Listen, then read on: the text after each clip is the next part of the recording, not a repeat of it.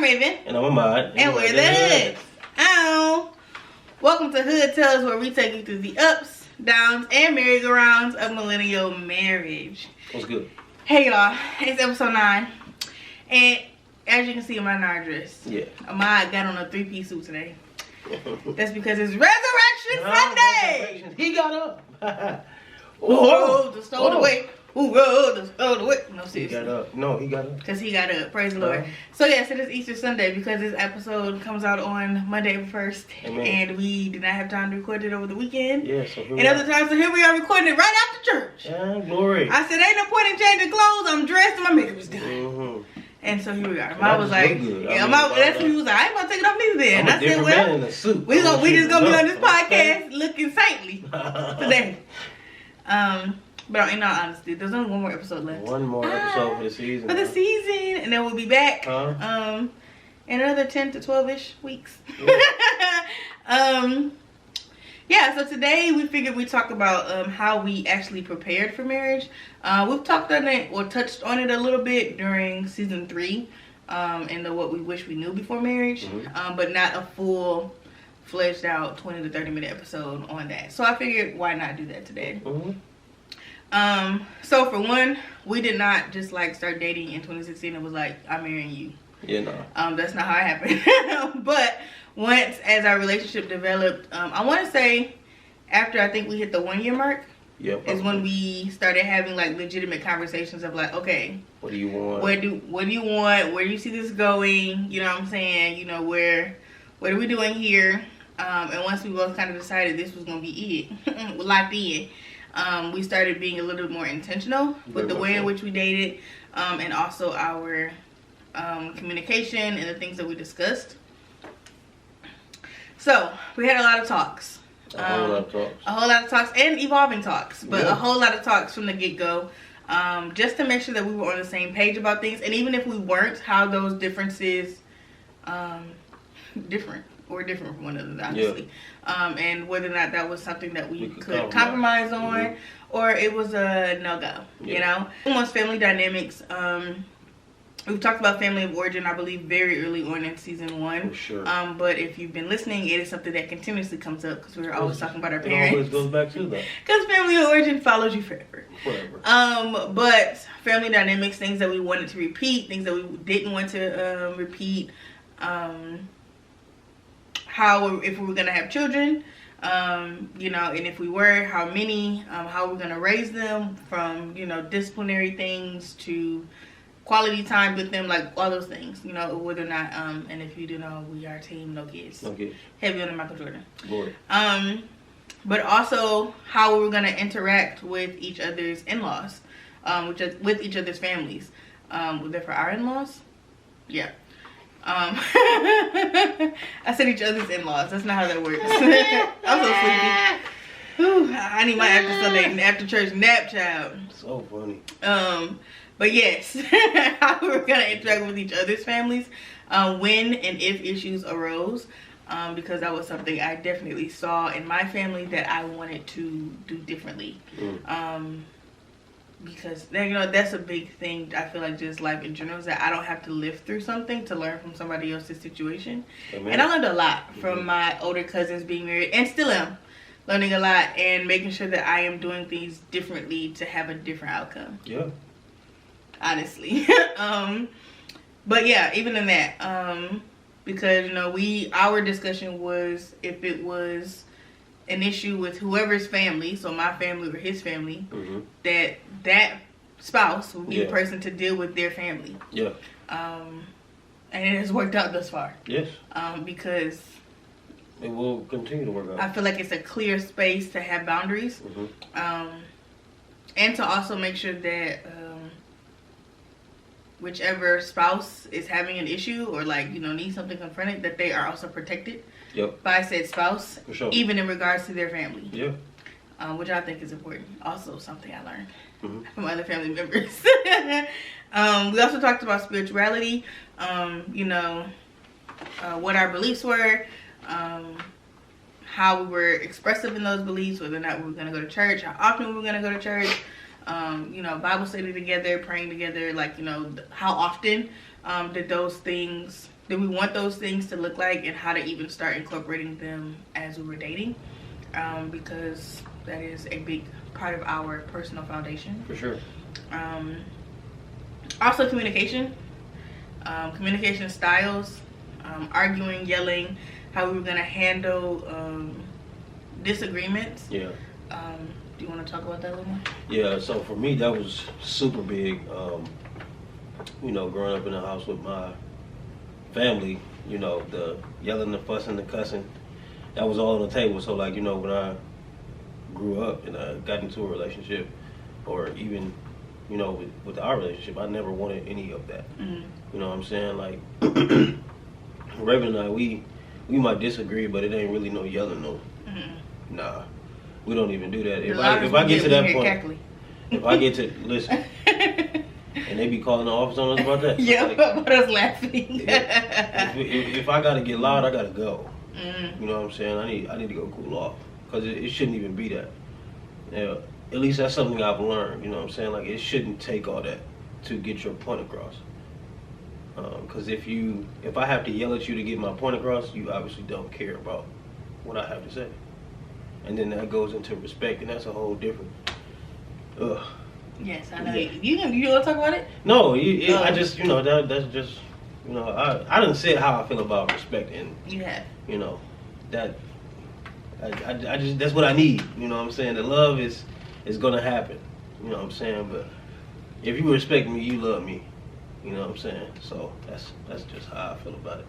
We've also talked about our finances. Mm-hmm. And how, you know, what does, you know, what does that look like for us? You know, do you want to pay, you know, you want to go 50-50? You know, you want to pay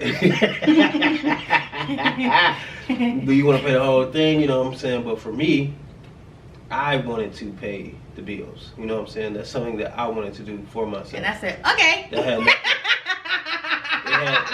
It truly had nothing to do with my wife, honestly, you know, but it was me ensuring that we were taken care of. You know what I'm saying? And whatever I had to do, whatever I needed to do, whether that was work 2 jobs or put in extra hours with cutting hair, you know what I'm saying? I got to do what I got to do because I got to provide, and I'm immensely grateful to God for, you know, me having the career that I have.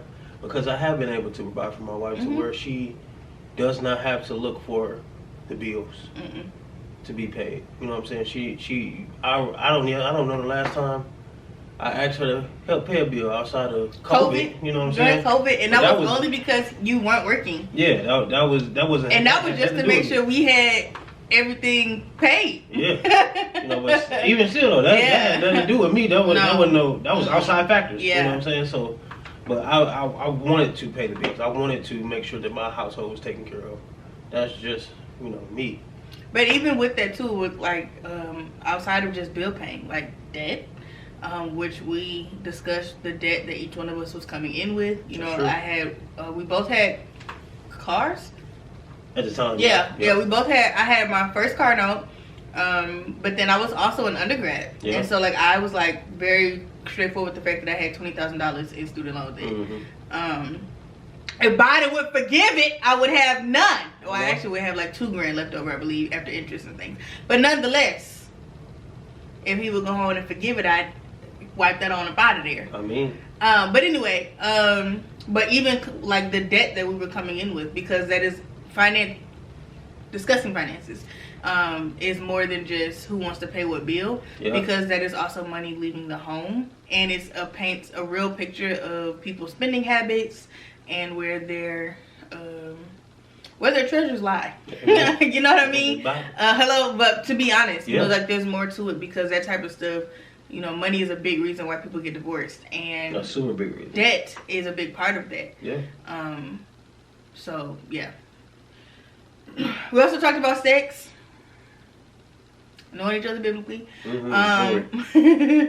But even our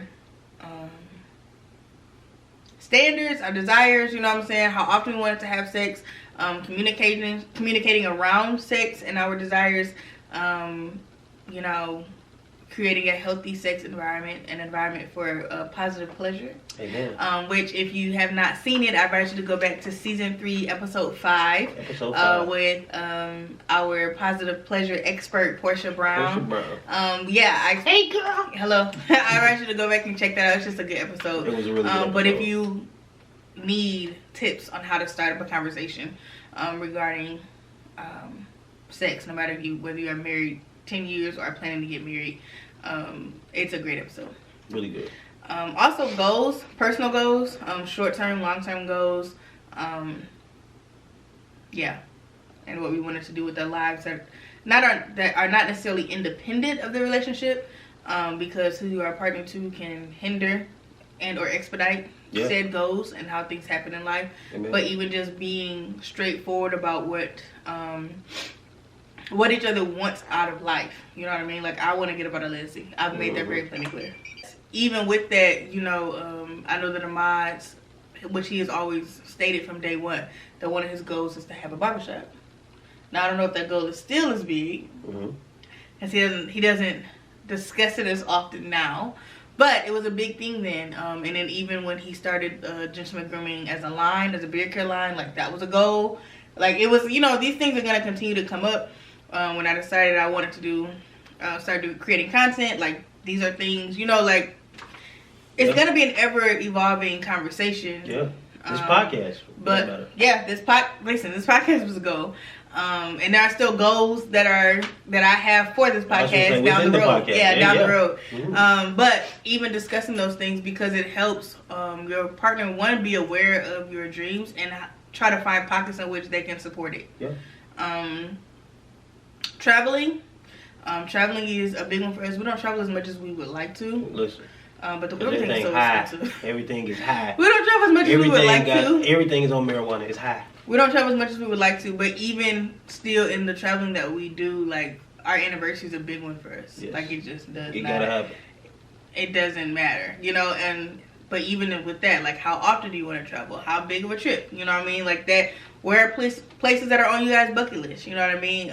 So, like, even with that, having conversations, because if you're with someone that wants to backpack the world, and you don't want to, you're a homebody. Yeah, that's rough. It's rough. You gotta try to find a happy medium. Yeah. Also date nights. As you know, if you've been watching us for a while, the Hoods are very big on date nights. Yes, ma'am. Weekly date nights, even if it is just setting aside intentional time for us to, like, check in. We'll go to Target for 30 minutes, find a new game, get some Chick-fil-A, and come back home and have us a good time. And that to us is a very simple date night. Now, everything is not going out to Ruth Chris. Now we will try. But yes, even if it's Eddie B's, Texas de Brazil, any of the other, like, restaurants, we are just very intentional with date night. But that's a conversation to have. Yes. How often? Also, what does your finances look like for date night? Yeah, or how much do you want to spend for date night? Going to the movies every week works perfectly fine for us. Mm-hmm. It does not work for everybody. Yeah, but also I make money every day. You know what I'm saying? Yes. Like, because I'm a barber, I make money every day. I love the Lord. And listen, I do not take it lightly when I say I thank him every day for it, because I do. So, like, it's easier for us to be like, you know what? It's easier for me to say, you know what, I made enough money this week, we can spend some money. Mm-hmm. We can go out to the movies, or we can go to Ruth Chris. You know what I'm saying? We can go to, I don't know, a little bounce house place. Yeah, who wants to a bounce house? I don't know. Girl, you know what I'm saying. I'm just saying. Like Dave and Buster's? They ain't no bounce house. Yeah, but I was talking about, like, Defy, or, Like what? Defy. You ain't never heard of a little bounce house? Oh, I don't know. You didn't say Defy. You said Defy. Like, you ain't never heard Defy?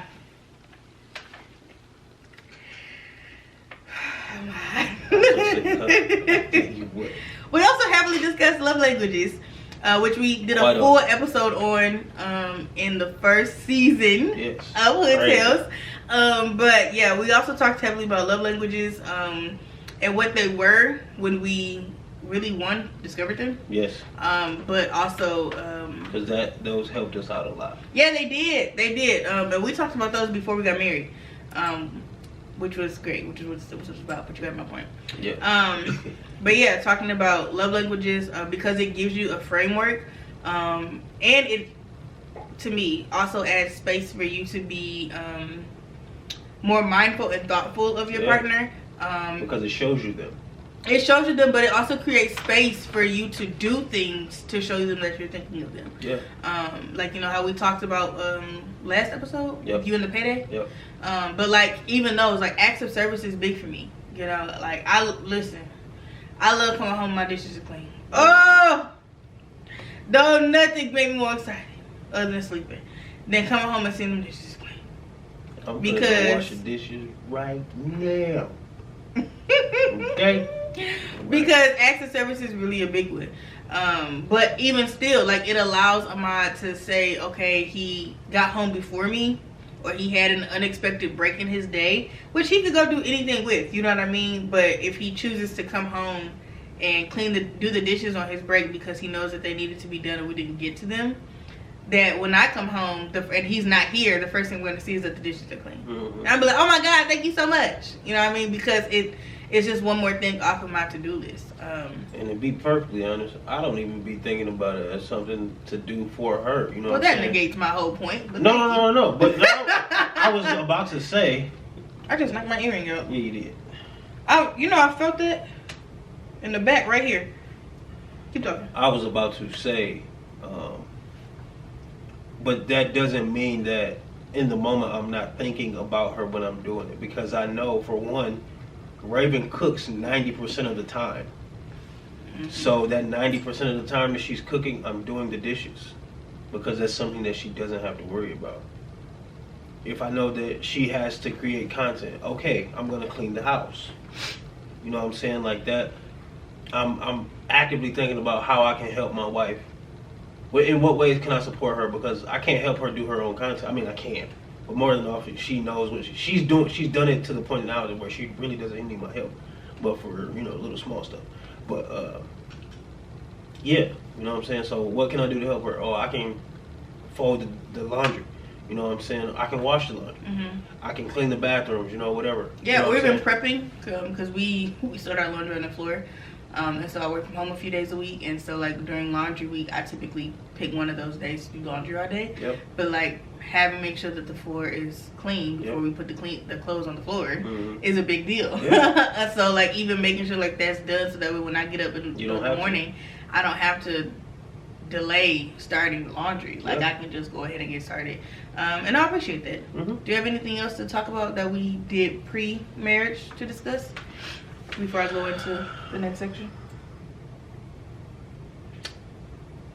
I think we touched on everything, but maybe there's something else. Also, I think one thing that we did unintentionally, and it's actually kind of cool, like we talked to each other's families about the other person. At least I did. Like, I didn't talk to your family about you. You didn't? Defining what?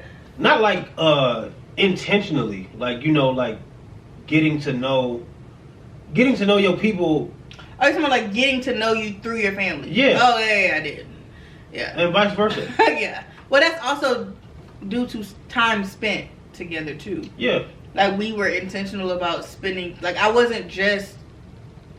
saw your family often. Yeah. You know what I mean? Mm-hmm. Like, so it wasn't like I only saw them on Christmas. Yeah. I only saw them on, you know what I mean? Like, like we would go anytime I came to town, typically, before I went back to Lansing. So, like, I get that. That's something I ain't talking about you. No, but by happenstance of just being around where you come from, yes. Yeah. Spending time with us. And that's a good one. I didn't have that written down. Yeah, that's it. Another thing that we did, which is also feel like is a resources, so these are a lot of the resources that we used that I think are applicable. Also did premarital counseling. We did ours just through our church, and I think that part of the reason why we did it only through our church is because we felt prepared. Yeah. By the time we were in the stages of premarital counseling, we were engaged. We had set a date. You know what I mean? So like we had already had to talk. We had done so much of these conversations, and we felt like we had come to a common ground on so many of these topics that I listed are topics that they also brought up in premarital counseling. So for us, it really just solidified that we were like, oh, okay.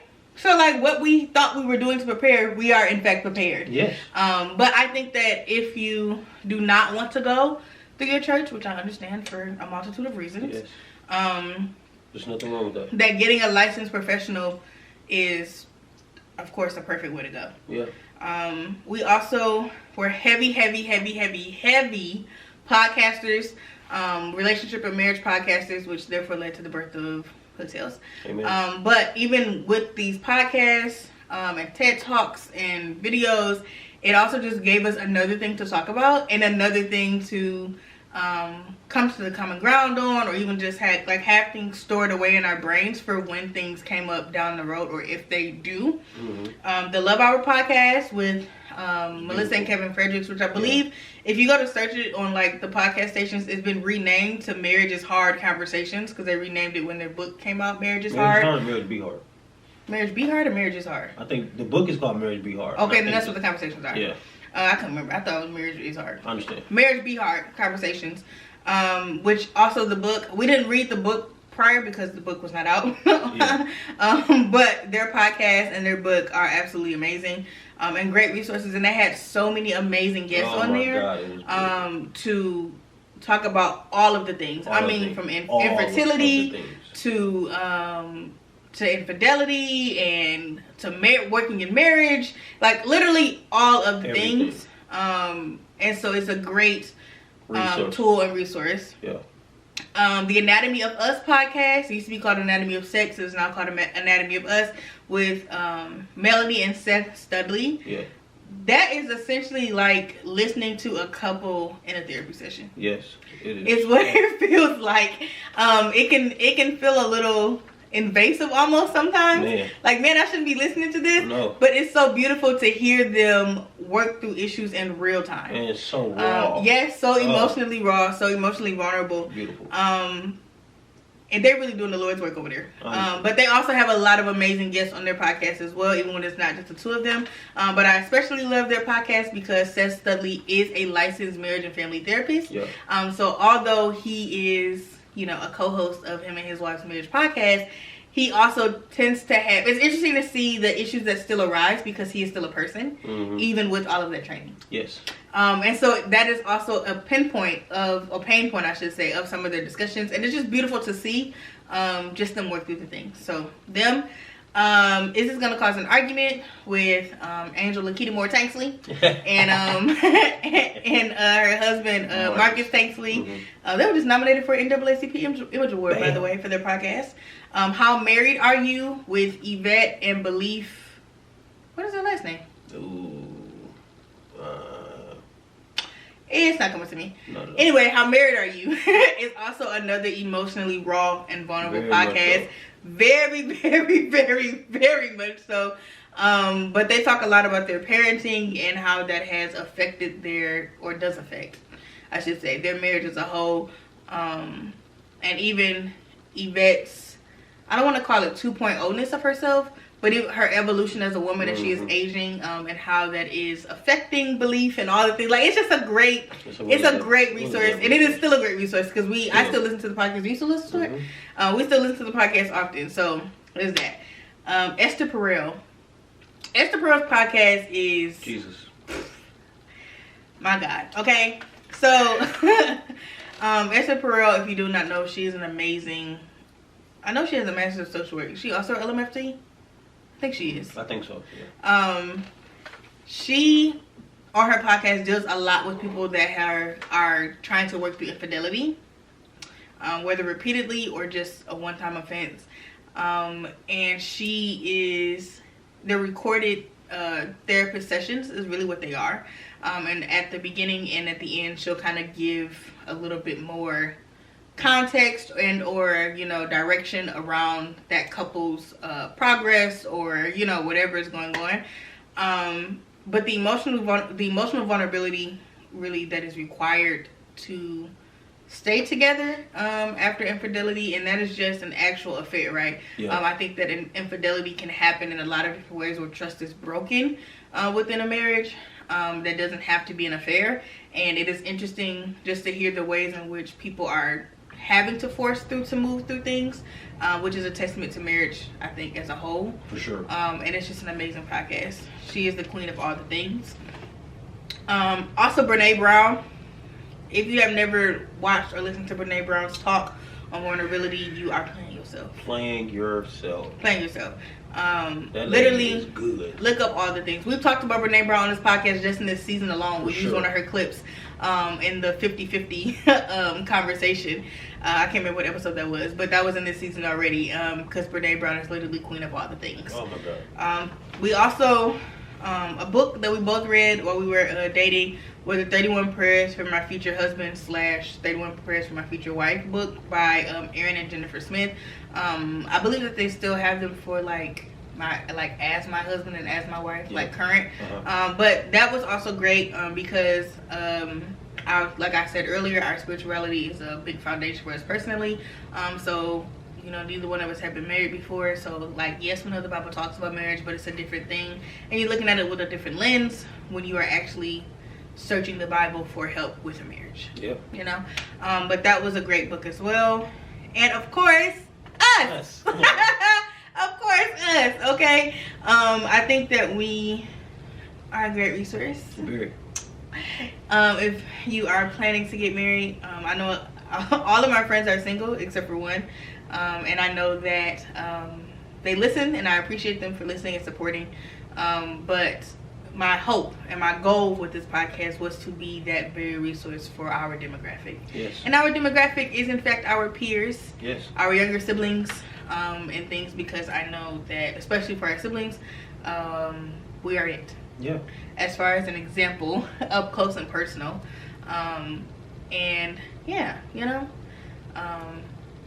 because it gives them an opportunity to see us a little bit more raw and see the inside of our marriage differently than they will in just hanging out with us. Yeah. But yeah, I think we're a great resource into it too, because we be talking about the things. Alright. You have anything else to add? I do. Do you have a hood highlight?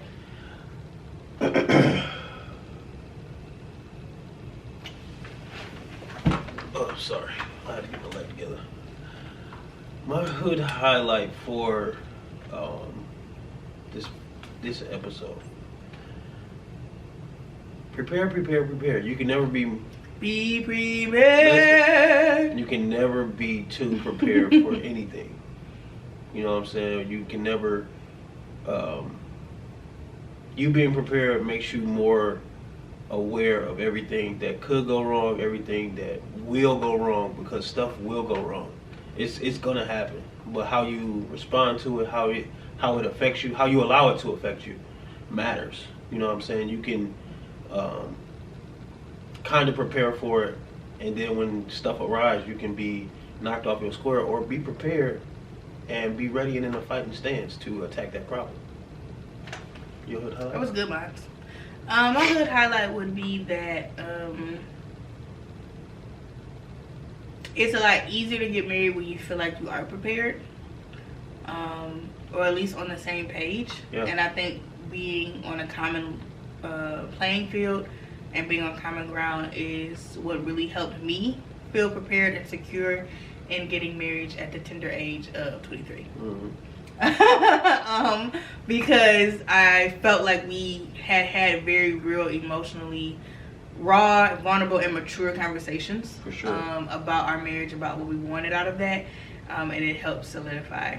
And to let you know too that the tools are out there for the freebies. The tools are out there for the freebies. This is a free podcast. Everything that I listed is free except for them books. That's it. Everything is free. Like, you do not have to pay except for counseling. Insurance. But our church didn't charge. So I don't know if churches charge for premarital counseling. I don't know. They probably don't if you're getting married through the church either. But Well, even if you're just current members, I don't know if they'll charge you. Because we don't go there any longer because we moved, but we were still current members. Yeah. So that was, part of it anyway. Now, granted, we were also having him marry us, but, but all those resources that we listed were free. And so the things are out there. Yeah. YouTube University is free. Google is free. Like, the things are out there for your resources. And don't be afraid to lean on them. No. Yeah. As usual, thank you guys for listening and watching. There's one more for the finale episode. We'll be back next week. You can follow me on Instagram and TikTok at _Raven Camille. You can also follow the Hood Tales page on Instagram at Hood Tales Podcast or on Facebook at Hood Tales with Raven Ahmaad Hood. You can find me on TikTok and Instagram at _The Gentleman's Groomer. And if you have any podcast questions and or advice topics, I said it backwards. If you have any advice questions and or podcast topics that you'd like us to cover, send us an email at hoodtalesadvice@gmail.com or DM any one of the pages, y'all, because I promise you we'll see it. Leave a comment. We will get back to it. I promise you. I promise. But till next time, y'all. See you. Bye.